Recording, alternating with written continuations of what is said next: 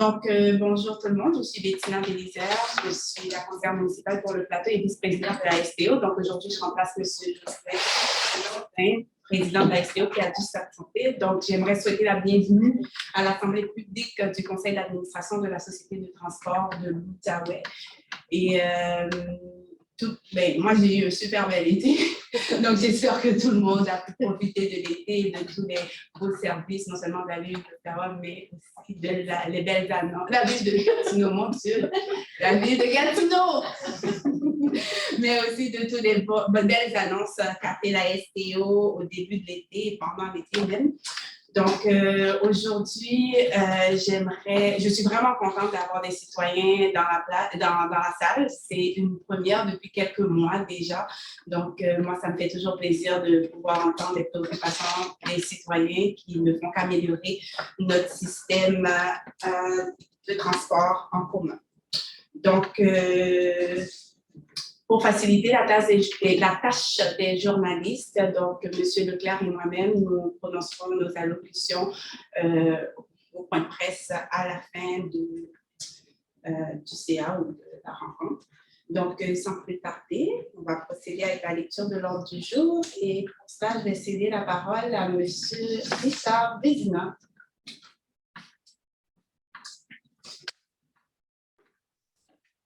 Merci, Madame Bélizer.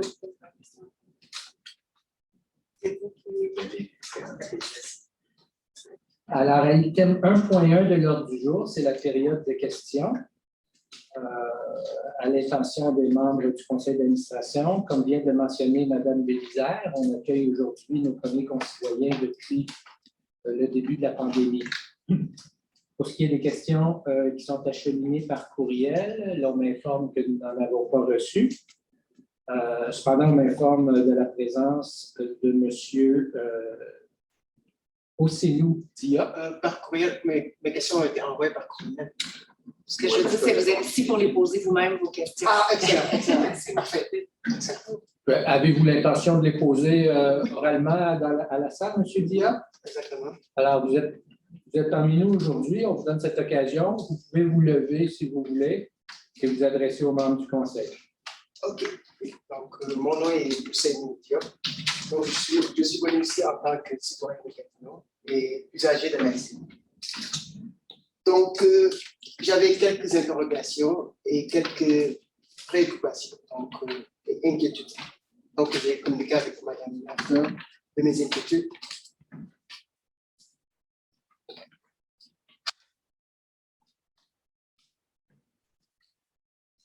Donc, dans le courriel que j'ai envoyé à monsieur, donc le président, c'est monsieur le père, excusez-moi, et madame,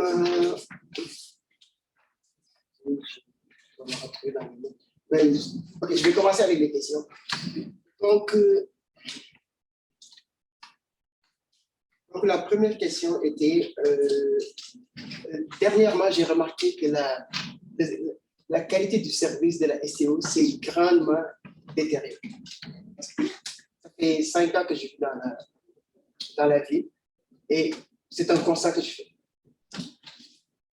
Donc, suite à mes inquiétudes, j'ai reçu une réponse de Mme Lafleur qui me mentionne que c'est dû à un manque de main-d'œuvre. Donc, je vais commencer directement avec la première question. Donc, la première question est celle-ci. Donc, quelles sont les mesures prises par la STO afin de faire face aux enjeux reliés à la main-d'œuvre, au manque de main-d'œuvre? Est-ce que je pose toutes les questions ou... OK. Donc, la deuxième. Donc, est-ce que les résultats que la STO a anticipés pour combler le personnel qui manque, c'est-à-dire les chauffeurs d'autobus, est-ce que ces résultats aboutissent à des résultats satisfaisants? Et la troisième question, c'est par rapport à la qualité du service.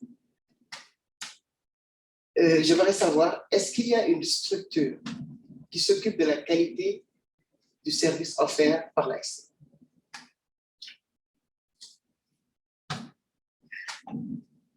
Donc, la quatrième question. Donc, suite à mes communications avec Madame Lafleur, l'annulation ponctuelle de certains voyages a une incidence directe sur la qualité du service. Et on s'entend que dans la clientèle des usagers qui utilisent la STO, il y a des personnes vulnérables. Donc, par conséquent, à quel moment la STO trouvera-t-elle une solution qui n'aura pas d'impact sur les usagers? Donc, pour terminer, ça va être la dernière. Oui, donc, suite à une plainte que j'ai faite au niveau du service des relations avec la clientèle, on m'a informé que il y a un manque de main-d'œuvre, et cela étant dit, il y a une campagne de recrutement. Donc, et la question est celle-ci: où en est cette campagne de recrutement et combien de chauffeurs vous manque-t-il à l'heure actuelle? Donc, suite à une information que j'ai vue sur Radio-Canada, il vous manquait 30 chauffeurs. Et à l'heure actuelle, j'aimerais savoir combien de chauffeurs vous manque-t-il à l'heure actuelle. Donc, j'ai terminé pour les questions. Monsieur Diop, je vous remercie d'être venu poser vos questions. Et si vous permettez, je vais laisser Monsieur Leclerc répondre à la partie plus opérationnelle. Mais cependant, j'aimerais vous dire que les orientations de la STO sont toujours pour donner un meilleur service à la clientèle le plus que possible. Donc, toutes nos analyses sont faites pour maximiser les ressources qu'on a, pour donner le meilleur service possible, parce que ce qu'on veut, c'est que tout le monde, le rêve, ce serait que tout le monde à Gatineau prenne l'autobus et le transport en commun. Monsieur Leclerc. D'abord, je vous remercie. Est-ce que vous m'entendez bien? Parce que le micro est fixe, là, donc si vous m'entendez bien, c'est parfait. Donc, d'abord, je tiens à vous remercier, M. Diop, d'être avec nous aujourd'hui, de faire part de vos préoccupations. Je vous remercie également d'être un client de la STO. Je tiens à vous exprimer que, d'abord, nos excuses pour le service qu'on vous a offert. Vous avez remarqué, vous dites que vous êtes un client depuis 5 ans maintenant et vous avez remarqué une qualité de service qui n'est pas à la hauteur de vos attentes, clairement. Donc, pour ça, j'en suis bien désolé. Je tenais à vous l'exprimer. Je sais à quel point, quand on est un client du transport en commun, à quel point c'est important d'avoir un service qui est fiable et sur lequel on peut compter à tous les jours là, pour vaquer à nos occupations. Maintenant, je vais vous donner certains éléments. La pénurie de main-d'œuvre est effectivement un enjeu auquel on fait face. Comme vous le voyez là, dans les médias, on n'est pas les seuls, malheureusement, à faire face à cette pénurie qui est mondiale, qui touche plusieurs secteurs. On le voyait encore dans le réseau de la santé récemment là, avec les services de radio-oncologie qui sont diminués dans le système de santé. On voit la même chose dans le système scolaire. Donc, nous, à la STO, on a ces enjeux-là également. On parle beaucoup des chauffeurs. Ce n'est pas seulement au niveau des chauffeurs. On le voit au niveau des postes administratifs, les gens qui font, par exemple, la planification des transports. On le voit également à l'entretien. Donc, c'est un phénomène avec lequel on doit composer. À une de vos questions, à quel moment ça va être rétabli? Puis je vais vous donner un peu les pistes de solutions sur lesquelles on travaille. À quel moment ça va être rétabli? La pénurie de main-d'œuvre qu'on vit et qui est vraiment criante, je ne sais pas à quel moment cette pénurie-là va se terminer. Je peux vous dire qu'on souhaite de tout cœur que ça se termine le plus vite possible. Mais ceci étant dit, on est en action en ce moment. Vous avez parlé de la campagne de recrutement qui bat son plein. C'est effectivement le cas. On a une campagne qui est assez agressive. Vous avez peut-être vu d'ailleurs les postes pour lesquels on recrute un peu partout dans la ville, que ce soit sur nos propres infrastructures, dans les journaux, sur même les autobus. Donc, on a une campagne. On a un programme aussi à l'interne pour recommander des candidats. De façon plus concrète, on a revu également tout le processus, en fait, notamment la compensation lors de la formation des chauffeurs pour que la formation soit plus attractive et qu'on puisse garder les gens là, qui viennent ici à la STO et qu'ils ne quittent pas pendant le processus de formation. Donc, au niveau de la qualité du service, ça, c'est un élément sur la main-d'œuvre.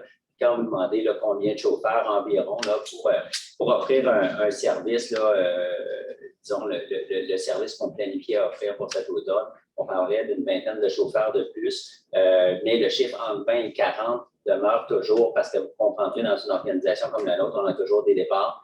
On a des départs à la retraite, il y a des gens qui changent d'emploi, qui choisissent un autre type d'emploi pour diverses raisons. Donc, on est toujours dans cet horizon-là, là, entre une vingtaine et une quarantaine de chauffeurs. Et on a une cohorte qui va débuter bientôt. Et dans à la question, est-ce qu'on voit les résultats? On voit les résultats. En ce moment, on a 19 candidats qui sont dans le processus. Donc, est-ce qu'ils vont tous compléter le processus? Ça, c'est ce qu'on va savoir à la fin de la formation qui dure 6 semaines. Ça, c'est au niveau des efforts qui sont faits. Et puis, pour ce qui est de la qualité de service, c'est quelque chose qu'on suit au quotidien, en fait, et qu'on fait des ajustements sur le réseau. Ce qu'on s'apprête à faire pour l'automne, ce qui est le plus complexe pour la clientèle, c'est quand on fait des changements, quand on doit faire des annulations de façon ponctuelle et qu'on n'est pas en mesure de communiquer à la clientèle à l'avance, donc par nos outils d'information voyageurs. Et là, les ajustements qu'on fait sont basés sur une analyse, donc, soit par exemple des lignes, de l'achalandage sur ces lignes-là, de la fréquence également, et les voyages possibles pour annulation. C'est ce qui ça demeure toujours difficile, mais c'est dans un esprit d'avoir un réseau qui est plus stable, plus prévisible et de communiquer l'information à notre clientèle. Donc, sur le processus de qualité, des suivis au quotidien avec notre équipe du service des relations à la clientèle, avec nos gens qui font la régulation et la supervision du réseau au quotidien. Et moi, je peux vous affirmer que sur une base quotidienne, matin et soir, je révise tous les rapports sur nos opérations. Je fais les suivis avec l'équipe pour qu'on puisse travailler dans un processus d'amélioration continue. Pour l'automne, j'en profite pour vous dire, là, pour l'automne, on a vu la situation avec les autobus jaunes, donc comment ça se passera sur le réseau, est-ce qu'il y aura plus de circulation, est-ce qu'il y aura plus de congestion, est-ce que ça occasionnera des retards, c'est ce qu'on va voir dans les prochaines semaines, et on va s'adapter en conséquence pour offrir le meilleur service possible. Merci pour la réponse. Merci. Merci d'être venu, M. Diop. Je crois que ça met fin à la période de questions.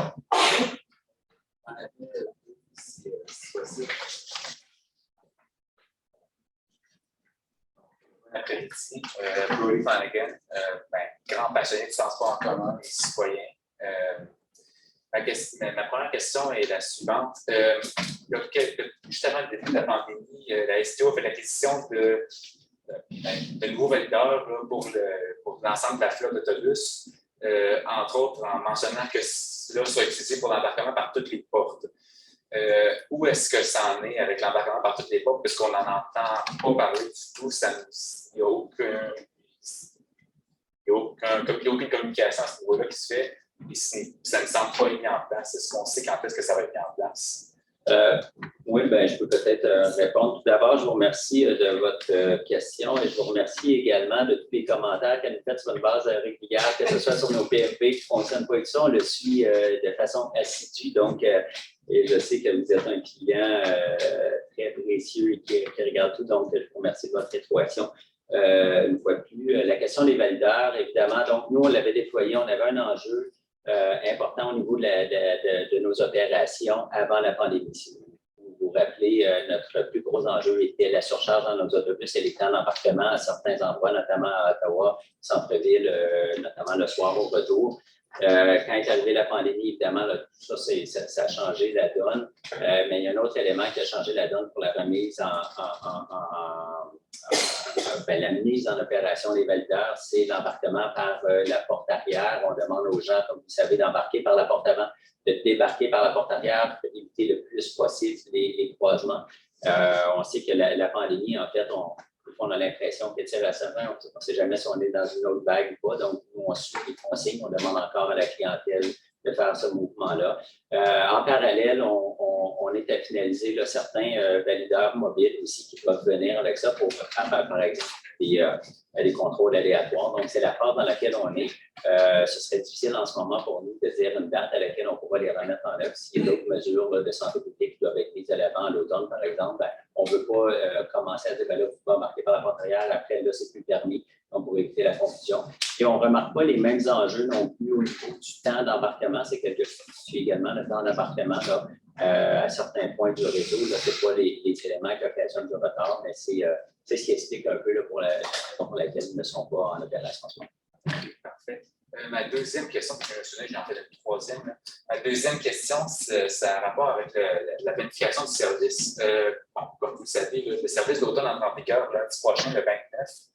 Cependant, si on regarde dans d'autres sociétés de transport, la tendance semble être de procéder à l'ajustement du service à la rentrée des cégeps. Donc, par exemple, ça va être cette semaine, le 22. Comme par exemple à la STM, je pense au FTC aussi, la procédure est la même. Ce que cela cause comme enjeu, c'est que le service en ce moment n'est pas adapté à la réalité des étudiants. Entre autres, la ligne 56 qui va être bonifiée la semaine prochaine, présentement, circule 3 fois par jour en heure de pointe seulement, ce qui est un peu mal commode pour les étudiants au cégep qui souhaitaient peut-être retourner à la maison plus tôt.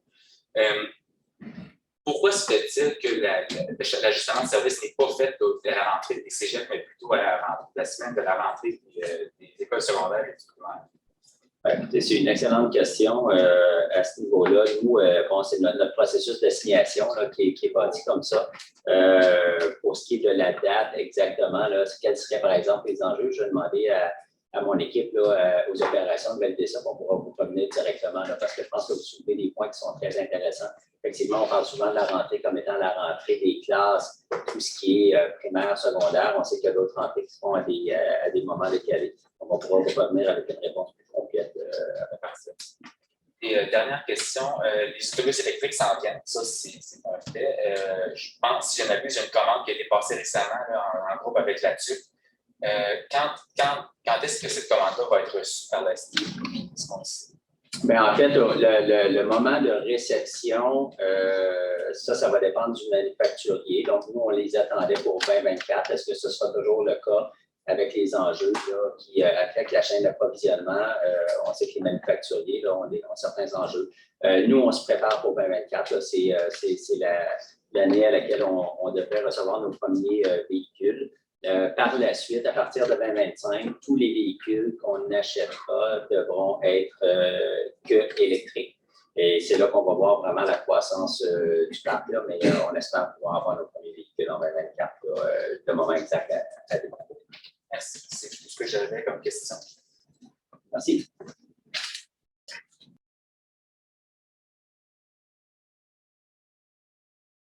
Alors, bonsoir tout le monde. Bienvenue à l'Assemblée publique, en fait, le point de presse de l'Assemblée publique du Conseil d'administration de la STO, dont je m'appelle Josée Lafroche, je suis la responsable des affaires publiques. Alors, sans plus tarder, je vais céder la parole à notre vice-présidente du Conseil d'administration, Mme Bélizaire. Merci, Josée. Donc, bonjour à tous et merci pour votre présence aujourd'hui. Donc, le CA du mois d'août marque la fin de l'été, autant que je suis contente de vous voir, mais on doit faire le deuil de l'été en même temps. Donc, j'aimerais ça profiter quand même de ce moment, d'avoir le podium pour faire un bref retour sur la période estivale où on a quand même lancé de belles initiatives. Donc, on parle de la reconduction du transport à la demande dans les secteurs Buckingham et Masson-Angers. On parle de nouveaux partenariats avec la Maison de la culture de Gatineau. On parle également de l'arrivée des premiers casiers à vélo sécurisés à Gatineau et encore d'autres. Si moi, je devais en ajouter un, ce serait les navettes gratuites qui ont sillonné nos rues pendant l'été. Donc, cet été, nos jeunes ont aussi profité pleinement du réseau du transport en commun, une initiative unique au Québec qui a été possible grâce à un partenariat avec la ville de Gatineau. Donc, le livre Accès Jeunesse a permis aux jeunes de niveau secondaire de voyager gratuitement de façon illimitée sur nos réseaux en juillet et en août. Il reste encore une semaine au mois d'août et on a bien hâte de pouvoir compiler toutes ces informations et de partager les résultats avec vous. Mais c'est ce qui devrait être fait d'ici la mi-septembre. Mais j'aimerais dire que si on se fie en ce moment aux commentaires des jeunes, je peux déjà dire que c'était une méchante belle réussite, ce projet. Et on veut simplement qu'elle revoie le jour l'année prochaine. Et déjà, c'est pas juste l'année prochaine, déjà, j'aimerais rappeler que ce sont plus de 4000 étudiants secondaires qui sont transportés par la STO grâce à un partenariat avec certains centres de services scolaires. Et tel qu'annoncé en janvier dernier, pour la prochaine année scolaire, ces étudiants-là continuent de bénéficier d'un accès illimité au transport en commun. En effet, la contribution des centres de services scolaires couvre déjà les jours de semaine jusqu'à 17h et la STO, avec la ville de Gatineau, vient bonifier cet accès en y ajoutant les soirs et les week-ends jusqu'en juin prochain. Wouhou! Le CA du mois d'août marque également la rentrée automate pour en parler du service de l'automne qui débute déjà lundi prochain. Donc, j'aimerais céder la parole à notre cher directeur, M. Leclerc. Je vous souhaite à tous une très belle rentrée. Merci. Merci, Madame la vice-présidente. Effectivement, on débute le service d'automne le 29, donc lundi prochain, le 29 août. J'en profite pour rappeler, on entend beaucoup parler ces temps-ci du transport pour les étudiants. Donc, la STO sera au rendez-vous. Évidemment, on a des partenariats avec des centres de services scolaires. C'est toujours un plaisir de transporter les étudiants et puis certains de nos clients réguliers maintenant ou des futurs clients de la STO. C'est évidemment, on connaît certains défis qu'on vit en raison de la pénurie de main-d'œuvre, mais on va mettre tout en œuvre là, pour assurer le service stable. Ça fait partie de nos priorités, d'offrir un bon service à notre clientèle étudiante avec nos partenaires également. J'en profite justement pour inviter notre clientèle cet automne, puis même pour ceux qui vont revenir sur le réseau, à aller consulter les horaires et revoir les horaires peut-être avec lesquels ils étaient habitués. On a dû, encore une fois, faire certains ajustements à notre service en raison de la pénurie de main-d'œuvre, en raison des défis auxquels on fait face. Donc, l'important pour nous, c'était de pouvoir faire les ajustements de façon planifiée pour réduire le plus possible les annulations sur le réseau de façon ponctuelle dans les cas où c'est plus difficile de communiquer avec la clientèle sur ce qui se passe. Donc, en le faisant de façon planifiée, les gens peuvent mieux prévoir leur déplacement. Et même si vous consultez les outils de planification aujourd'hui, je vous invite à le faire de façon continue. On est en processus de recrutement, donc toutes les ressources qu'on pourra reprendre, on va remettre du service sur le réseau. Donc, en suivant nos outils de communication, là, vous allez être à même de pouvoir voir l'évolution au courant du mois de septembre et le reste de l'automne. Et c'est toujours dans l'esprit pour nous d'offrir le meilleur service possible à notre clientèle. Donc, sur ce, je vous souhaite une excellente rentrée et merci de voyager avec les STO.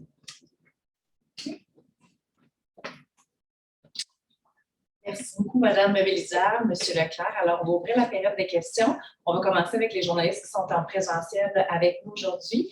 Donc, Annie-Rose Deschâtelet, du quotidien Le Droit, à vous la parole. Merci. Monsieur Leclerc, en fait, la question serait pour vous. Je vous relancerai sur la pénurie de main-d'œuvre. En ce moment, on a annoncé des coupures qui sont en journée, en semaine, hors des heures de pointe. Oui, si la situation s'améliore, on sait qu'on va remettre des chauffeurs et tout sur le réseau, mais si la situation venait à se détériorer, est-ce qu'on a un plan? C'est quoi les prochaines étapes de coupure qui seraient mises en place? En fait, pour les ajustements, c'est en dehors des heures de pointe, mais également durant les heures de pointe. Donc, c'est pour ça qu'on invite la clientèle à le revoir. Et ce qu'on a dû faire maintenant, c'est justement, quand on parle de plan B, par exemple, de mesures de mitigation, c'est justement ça, c'est que plutôt d'espérer d'être en mesure d'offrir pleinement le service, on préfère le faire de façon planifiée. On sait que pour la clientèle, c'est la clé. Si vous devez vous rendre au travail ou à l'école, vous avez une heure d'arrivée qui est prédéterminée. Donc, c'est pour ça qu'on le fait. C'est comme ça qu'on s'ajuste. Je vous dirais que la pénurie de main-d'œuvre, on l'a subi, comme plusieurs autres secteurs. D'ailleurs, on le voit là, dans les journaux à tous les jours. Donc, on est en période constante d'adaptation et c'est ce qu'on va continuer à faire à l'automne en espérant pouvoir reprendre la cadence et rajouter du service. vous répondiez tout à l'heure aux citoyens qui étaient ici pour justement le nombre de chauffeurs qui vous manquent. Mais évidemment, pour le secteur, pour que la SEO fonctionne pleinement, il manque aussi des gens dans d'autres secteurs. Combien d'employés au total? Écoutez, ça varie. En fait, je parlais pour le côté chauffeur, mais là, on va parler selon une vingtaine, mais un des effets de la pandémie, ce qu'on a vu, c'est les absences, par exemple, les absences ponctuelles, la fatigue qui s'installe, les absences longue durée. Donc, tout ça va varier. Les départs à la retraite. Donc, nous, on le suit, mais je vous dirais, là, vraiment pour le volet chauffeur, on parle d'une vingtaine environ, 20 à 40 là, selon l'évolution. Je comprends que pour l'instant, les interruptions de service, vous avez fait un effort pour que ce soit dans des périodes peut-être moins achalandées. Mais dans ce contexte de pénurie de main-d'œuvre-là, est-ce qu'on pourrait voir d'autres interruptions de service, d'autres coupures à venir dans les prochaines semaines? En fait, la façon dont on le fait, c'est on vise à minimiser le plus possible l'impact clientèle. Donc, c'est toujours à partir de données probantes. On a les données là, sur les embarquements sur chaque ligne, à chaque arrêt. On a les compteurs de passagers, on a les valideurs de cartes. Donc, c'est ce qu'on suit. Et c'est comme ça qu'on va aller cibler les annulations, par exemple. Donc, on est vraiment désolé. Je m'adresse à notre clientèle, on est désolé de ces interruptions. Mais à chaque fois qu'on doit le faire, on le fait en fonction des données qu'on a le plus possible. Est-ce qu'on peut s'attendre à en avoir d'autres et à voir ces interruptions se multiplier dans les prochaines semaines? C'est ce qu'on dit. Nous, ce qu'on espère faire, c'est de réajouter du service. On le fait en prévision du service d'automne. On fait l'ajustement. Quand c'est possible, on rajoute des ressources. Et quand ce n'est pas possible, effectivement, on les diminue et on les réduit. C'est pour ça qu'on invite notre clientèle à suivre, je vous dirais, là, sur une base quotidienne, hebdomadaire, selon, là, pour s'assurer que le voyage qu'ils doivent prendre, qui est à l'heure, qui demeure. La clé pour qu'un usager prenne le transport en commun, c'est la fiabilité du service, que le service soit présent quand on en a besoin. Avec ces interruptions de service-là, est-ce que vous craignez que certaines personnes quittent l'âge de l'abonnement pour dire c'est plus vraiment fiable, je vais retourner à la voiture? C'est pour éviter justement ces aléas là, à tous les jours qui vont varier. Donc, c'est pour offrir une plus grande prévisibilité. Et les facteurs d'influence sur l'achalandage, il y en a plusieurs. Si on parle du prix de l'essence, la congestion, on s'attend de voir beaucoup de congestion sur les routes, là, notamment à la rentrée, c'est toujours le cas. Donc, qu'est-ce qui influence une personne à prendre le transport en commun ou pas? Il y a plusieurs facteurs. La fiabilité en est un, mais c'est l'élément sur lequel on veut travailler. On entend aussi sur la fermeture des deux parcours-bus Promenade-Gatineau, également Centre Robert-Gartin. Qu'est-ce qui explique ces deux fermetures-là? Et est-ce qu'il y a d'autres alternatives qui s'offrent aux personnes qui utilisaient ces services-là? Effectivement, en fait, dans ces deux cas-là, il y a effectivement des alternatives, mais ce qui explique la fermeture, c'est des ententes qui ont pris fin. Avec la contrepartie qui ne souhaitait pas nécessairement les prolonger. Dans le cas, par exemple, du terminus, évidemment, à l'époque, c'était un terminus au promenade de l'Outaouais sans des plus un. C'est des lignes qui passent, on n'a pas besoin d'avoir les aménagements qu'on a là. Donc, il y a un autre parcours-bus à proximité. Puis, dans le cas de Robert-Gartin, on est vraiment plus près là, du centre-ville. Donc, différentes alternatives au niveau des points d'origine de la clientèle qui peuvent prendre les lignes locales ou des lignes, par exemple, à haute fréquence. Merci. Merci. Oui. Je vais toujours rester là, on peut quand même pour répondre. Ouais, je te laisse. Oui, je vais juste ouvrir la période de questions pour les gens qui sont avec nous sur Zoom. Alors, est-ce que Yannick Boursier de l'Info Basse-Lièvre, est-ce qu'il y avait des questions pour M. Leclerc ou Mme Bélisère? Non, c'est pour moi, merci. Parfait, je vous remercie. Et on a aussi Samuel Blais-Gauthier de Radio-Canada Gatineau-Ottawa. Non, je pense qu'on a répondu. OK, excellent. Bon, merci à vous tous. Je vous souhaite une belle fin de journée et on se retrouve en septembre.